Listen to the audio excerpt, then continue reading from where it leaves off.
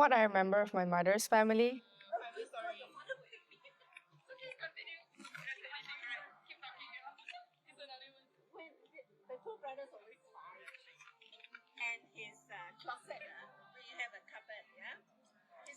there were people who laughed.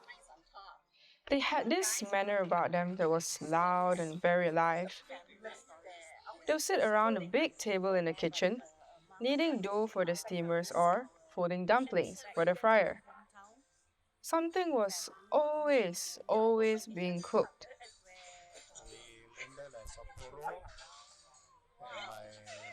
And they would tell each other stories or make jokes. There was always some funny old story to be shared and shared again, as if they were trying to help each other remember. Sometimes it made me feel bad, like I missed out, for the days of old and childhood times seemed so much more magical than mine had ever been.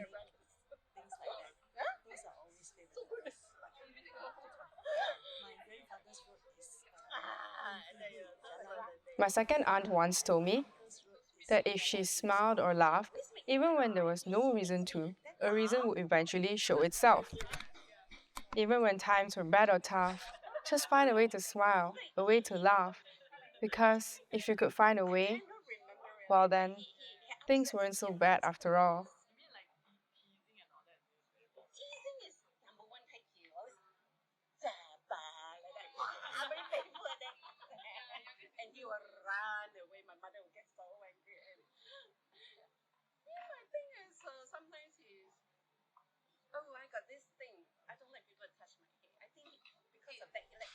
We landed at Sapporo, and my daughter at that time was about as a teenager, I think. She was so happy when she saw snow as we landed. When my grandmother passed, the family gathered to mourn for 5 days and 5 nights. There were always two of us by grandmother's side, one to fold the paper ingots to be burned and one to tend the fire. Day after day, they sat among that piles of that sandy paper that smelled of incense, and they would laugh, smile, and tell jokes, then badger the grandchildren to sing, and then laugh some more.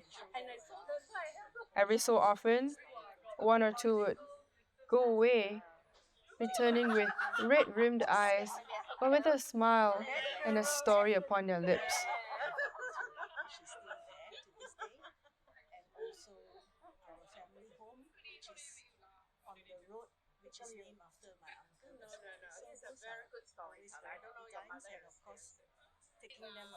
If you're sad, the best way to carry on is to eat a lot, sleep a lot, cry a lot, and laugh a lot, so that you can pick yourself up again.